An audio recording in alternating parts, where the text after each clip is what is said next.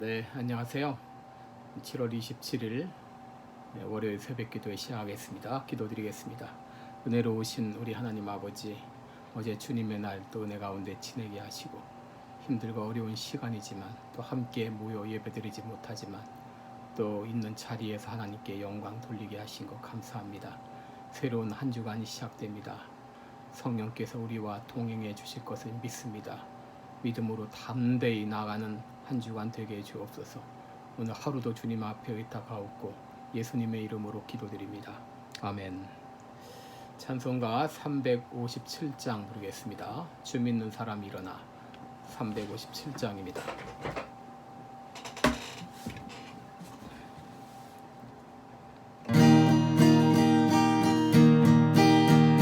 주 믿는 사람 일어나 다 힘을 합하여 이 세상 모든 마귀를 다쳐서 멸하세. 저 앞에 오는 적군을 다 싸워 이겨라. 주 예수 믿는 힘으로 온 세상 이기네.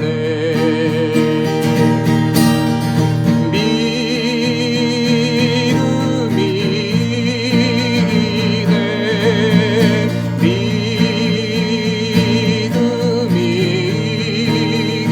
이기네. 주 예수를 믿음이 온 세상 이기네. 온 인류 마귀 괴귤로 큰 죄에 빠지니 또 영생 복을 주시니 참 기쁜 일일세. 참 믿고 의지하면서 겁 없이 나갈 때 주 예수 믿는 힘으로 온 세상 이기네.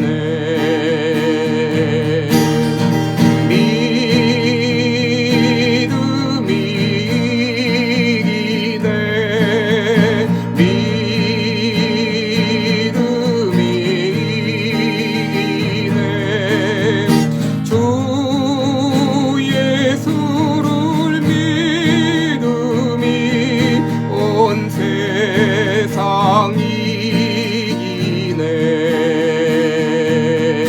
끝까지 이긴 자에게 윗옷을 입히고 또 영생 복을 주시니 참 기쁜 일일세. 예 어두운 세상 지나서 저 천성 가도록 주 예수 믿는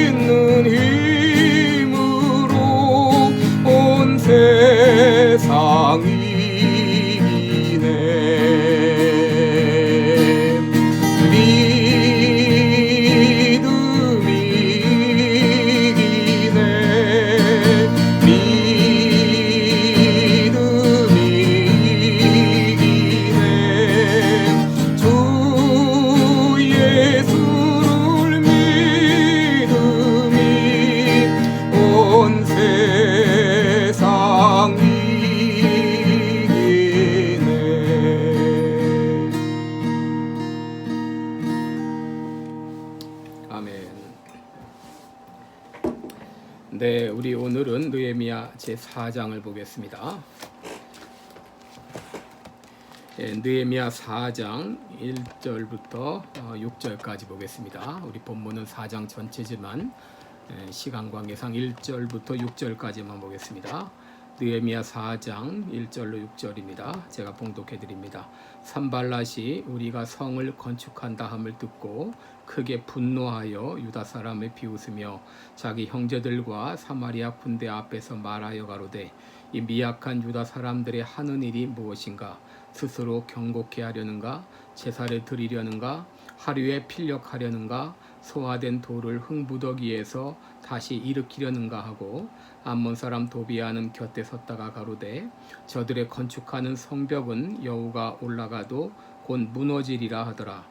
우리 하나님이여 들으시옵소서. 우리가 업신여김을 당하나이다. 원컨대 저희의 욕하는 것으로 자기의 머리에 돌리사 노략거리가 되어 이방에 사로잡히게 하시고 주의 앞에서 그 악을 덮어두지 마옵시며 그 죄를 도말하지 마옵소서.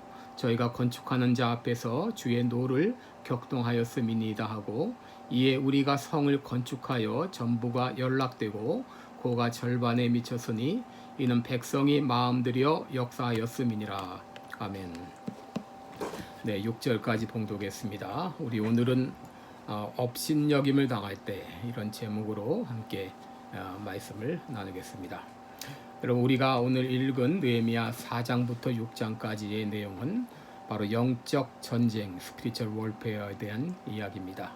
여러분, 영적 전쟁이란 무엇입니까? 영적 전쟁이란 바로 이 사단과의 전쟁을 말합니다. 에베소 6장 12절에 우리의 씨름은 혈과 육에 대한 것이 아니요 정사와 권세와 이 어두움의 세상 주관자들과 하늘에 있는 악의 영들에 대함이라 그랬습니다. 여러분, 우리가 그냥 볼 때는 사람과의 싸움 같지만, 육적인 싸움 같지만 그 배후에 마귀가 도사리고 있다고 하는 것입니다. 우리가 새롭게 살아야지 이렇게 다짐하는데 예상치 못한 어려움이 찾아옵니다. 용기 100배하여 나가는데 암초에 부딪힐 때가 있습니다. 이로 인해서 공동체의 불평과 원망이 싹트기 시작하고 서로 비판하면서 분열의 조짐이 보입니다. 여러분, 이 모든 배후에 사단이 도사리고 있습니다. 욥기서를 보게 되면 어느 날 욥에게 엄청난 시련이 닥쳐왔습니다. 이것은 바로 사단의 참소 때문이었습니다.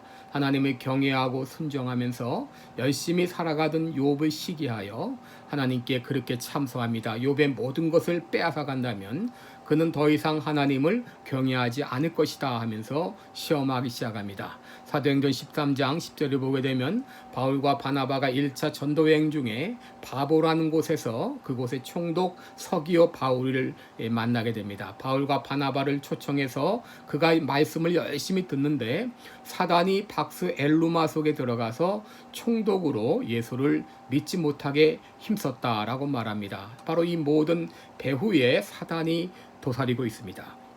그때 성령 충만했던 바울이 마귀를 쫓아냅니다.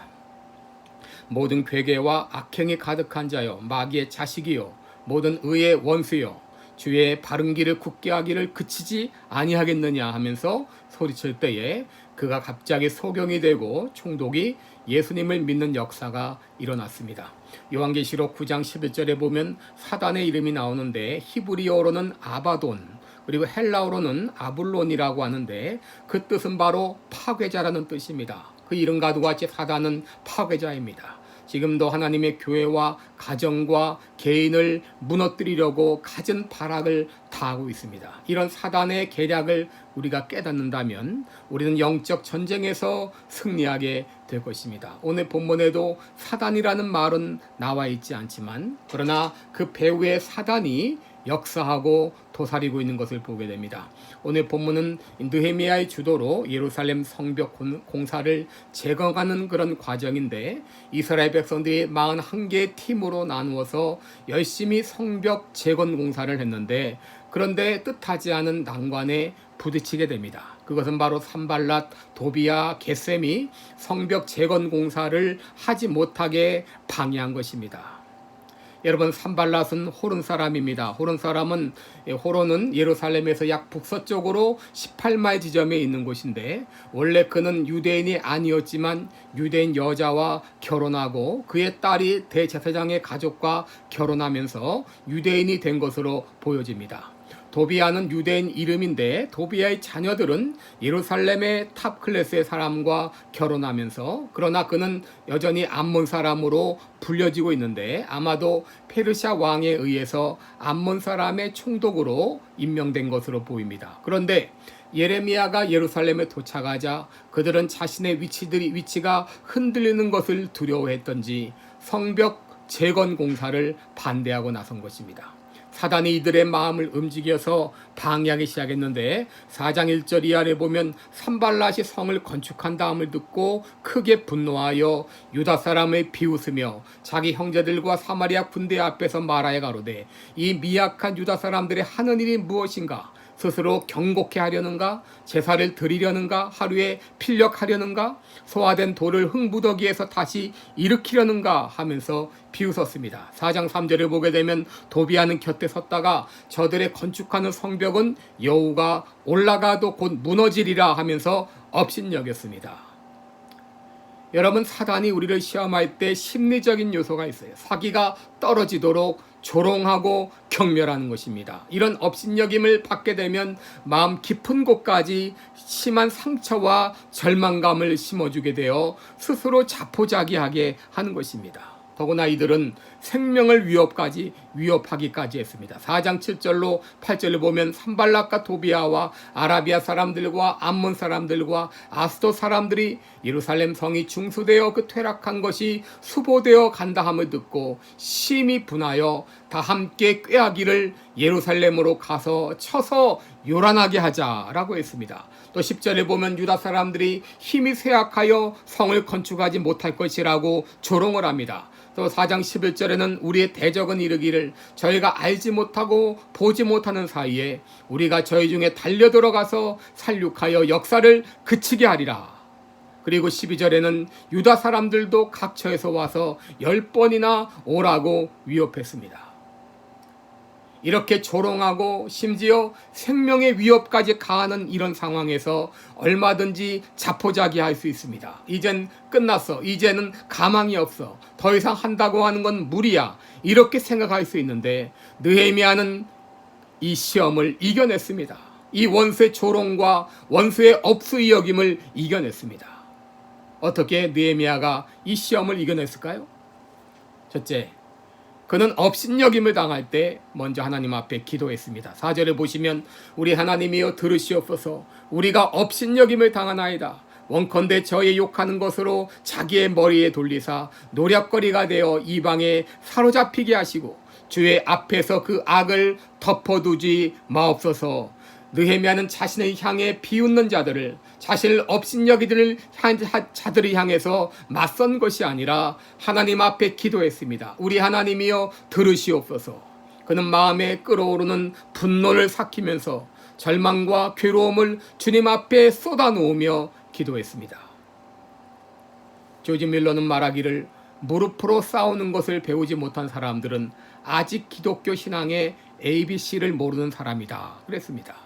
여러분, 기도란 우리의 문제를 주님께 옮겨놓는 것입니다. 우리의 염려와 두려움을 주님 앞에 이양하는 것입니다. 우리가 업신여김을 당할 때 수치와 모욕을 예수님께 기도하면서 옮겨놓는 것입니다. 예수님께서는 우리가 당하는 수치와 모욕을 담당해 주시기 위해서 친히 십자가에서 모든 수치와 모욕을 다 당하셨습니다. 그러기에 우리의 이 업신여김을 도와주실 수가 있습니다. 둘째로, 우리가 업신여김을 당할 때 그래도 할 수 있는 최선을 다하라고 하는 것입니다. 여러분, 우리가 시험을 당할 때 기도와 함께 우리들은 문제 해결을 위해서 최선을 다해야 됩니다. 4장 9절에 보면은 우리가 우리 하나님께 기도하며 저희를 인하여 파수꾼을 두어 방비한다 그랬습니다. 13절에 보시면 내가 성 뒤 낮고 넓은 곳에 백성으로 그 종족을 따라 칼과 창과 활을 가지고 서게 했다 그랬습니다. 16절에서는 그때로부터 내 종자의 절반은 역사하고 절반은 갑옷을 입고 창과 방패와 활을 가졌고 민장은 유다 온 족속의 뒤에 있었으며 라고 말합니다. 17절에 보시면 성을 건축하는 다 각각 한 손으로 일을 하며 한 손에는 병기를 잡았다 그랬습니다. 18절에도 건축하는 자는 각각 칼을 차고 나팔 부는 자는 내 곁에 섰다 그랬습니다. 그리고 22절에 보면 그때에 내가 또 백성에게 고하기를 사람마다 그 종자와 함께 예루살렘 안에서 살지니 밤에는 우리를 위하여 파수하겠고 낮에는 역사하리라. 여러분, 이들은 단순히 성벽만 건축한 것이 아니라 적군의 침입을 막았습니다. 보초를 섰습니다. 그리고 일하면서 지켰습니다. 무디 선생이 배를 타고 대서양을 건너가는데 마침 탐배에 불이 났습니다. 그때 사람들이 무디 선생에게 와서 말하기를 선생님, 배에 불이 났습니다. 기도해 주십시오 라고 말했습니다. 그때 무디 선생은 말하기를 아니 기도만 하면 어떻게 합니까? 물동이를 가져와 불을 꺼야죠 라고 말했어요. 여러분, 원수에게 업신여김을 당할 때 여러분, 우리는 하나님께 기도할 뿐 아니라 우리가 해야 될 일을 묵묵히 해야 됩니다.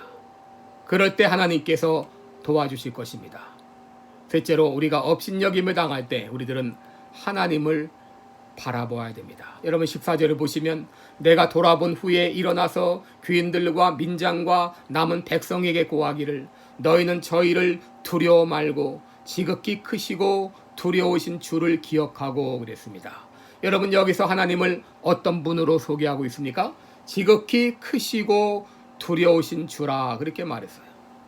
여러분, 우리가 원수들에게 업신여김을 당할 때 우리가 믿는 하나님은 어떤 분이신가를 생각해야 됩니다. 그분은 지극히 크시고 두려우신 하나님이십니다. 여러분, 우리의 원수가 아무리 크다 할지라도, 우리가 당한 시험이 아무리 무겁고 크다 할지라도, 여러분, 우리가 당한 시험보다 하나님은 훨씬 더 크십니다. 이스라엘 백성들이 가나안 정복을 위해서 정탐꾼을 보냈을 때에 정탐꾼은 그 땅을 다녀온 다음에 그 땅 거민은 강하고 힘이 클 뿐 아니라 거기서 본 모든 백성은 신장이 장대한 자들이며 우리는 스스로 보기에도 메뚜기 같다고 보고했어요. 여러분, 그들의 보고는 사실이었습니다. 그들이 볼 때 이스라엘 백성들은 메뚜기처럼 보였을지 모릅니다. 그러나 그들이 보지 못한 것이 있죠. 하나님은 그들보다 훨씬 크고 강하다고 하는 것입니다. 여러분, 다윗이 골리앗과 싸울 때 여러분, 다윗은 골리앗과 자신을 비교하지 않았어요. 자신과 골리앗을 비교하면 자신은 너무나 작고 초라한 존재입니다. 그러나 그는 자신과 골리앗을 비교하지 않고 골리앗과 그가 믿는 하나님을 비교했습니다.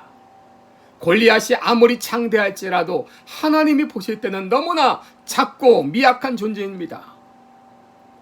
여러분, 우리가 아무리 큰 시험을 당할지라도 우리 하나님은 전능하사 천지를 창조하신 하나님인 것을 믿을 때 어떤 문제도 문제가 되지 않는 것입니다.